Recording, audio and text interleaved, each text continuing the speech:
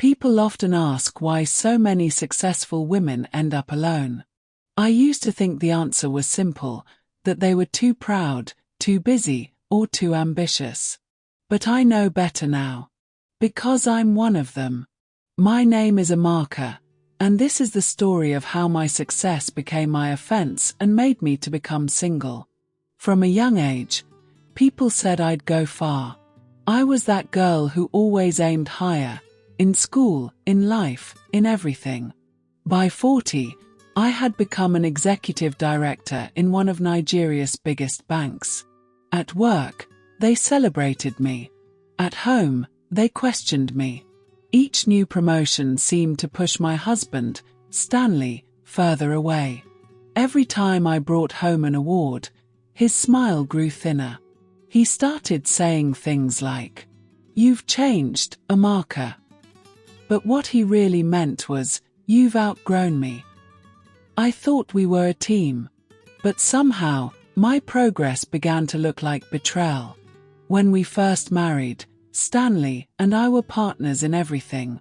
We planned, we dreamed, we laughed. He was building his law practice, and I was climbing the banking ladder. But success didn't come to both of us equally. My career took off faster, and soon, the world noticed me more than it noticed him. That's when the whispers began. "Barrister, your wife is doing well, hope she still respects you." At first, he brushed it off. Then slowly, he started to believe it.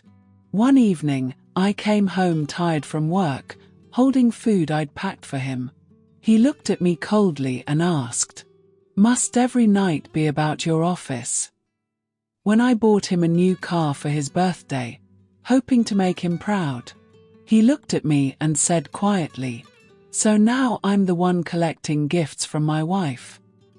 That day, I realized it was about his ego.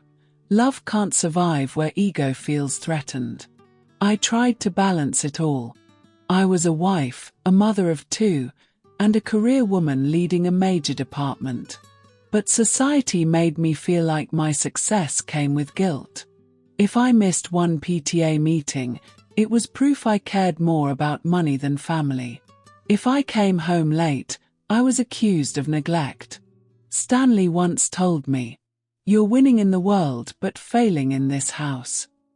He didn't understand that I was fighting 2 wars every day. One in the boardroom, and one in my living room.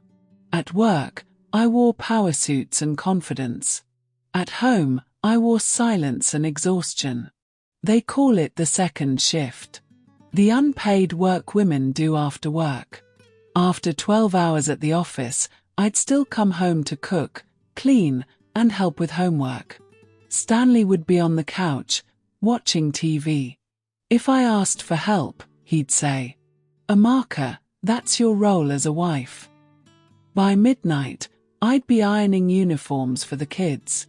And by 6 a.m., I'd be back in the office smiling like everything was fine. Everyone called me strong. No one saw how tired I was. I used to feel respected, both at home and at work. But slowly, that respect disappeared at home. When I shared ideas about managing our finances, Stanley would say, "Don't run this house like your office." When I suggested hiring a cleaner, he snapped, "So strangers will now raise our children." The same confidence that earned applause in boardrooms was treated like arrogance in my living room. I felt small, smaller than I'd ever been. And yet, I couldn't stop achieving. Because every time I thought of quitting, I remembered the girl I used to be. The one who promised never to dim her light for anyone. Every milestone I reached came with tension. When I got promoted again, Stanley said, "If they keep promoting you like this, maybe I should start calling you madam." He tried to laugh, but I saw the pain in his eyes. It wasn't hatred, it was insecurity. He believed my success made him smaller. I didn't want to compete. I just wanted us to rise together. But instead, My wins became his wounds. And in trying not to hurt him, I began to shrink myself. It wasn't the shouting that destroyed us, it was the silence. That quiet tension that fills a house and never leaves. I stopped talking about my work. I stopped mentioning new clients or projects. Because every time I did, the air changed. I began to live like a guest in my own home, careful, cautious, quiet. I cooked more, traveled less, cancelled speaking engagements, and even pretended to be tired of the job I loved. But nothing worked. He'd still say, "You're never around, Amaka." Even when I was sitting right beside him. That's when I knew. I wasn't losing my husband. I was losing myself. When my company launched a wellness program, I joined a gym. For the first time in years, I did something just for me. My driver, Okon, took me there every Saturday morning. He was polite, quiet, and respectful. At the gym, I found peace. No one cared about titles or gossip. For 1 hour a day, I wasn't a wife or a director. I was just a marker. But peace doesn't last long when people are waiting for a scandal. Soon, neighbors started whispering, "She's always going to the gym with that driver." Relatives told Stanley, "Be careful, your wife is enjoying too much freedom." The poison spread. One Sunday after church, a man smiled at me and said, "Ah, Sister Amaka, you're glowing these days. Keep it up." Stanley turned and snapped in front of everyone. "Glowing? Keep what up, the gym or your driver?" The whole courtyard went silent. I stood there frozen, my heart breaking.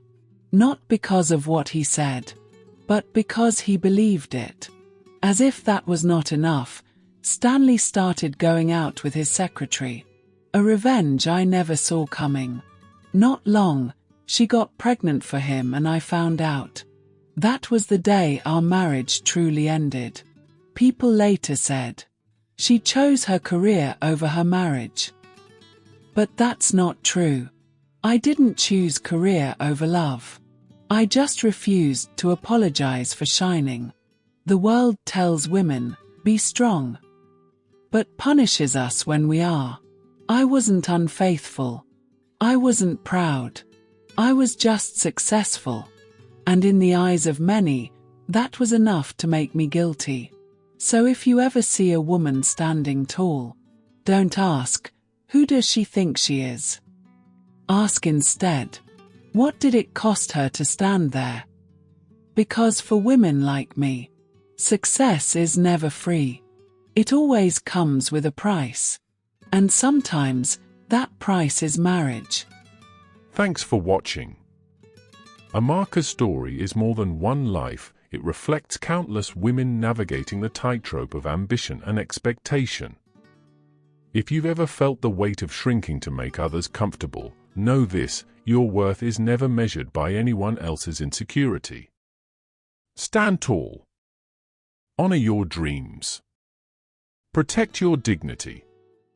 Share this story, talk about it, and let the world know that women's ambition is not a threat, it's a gift.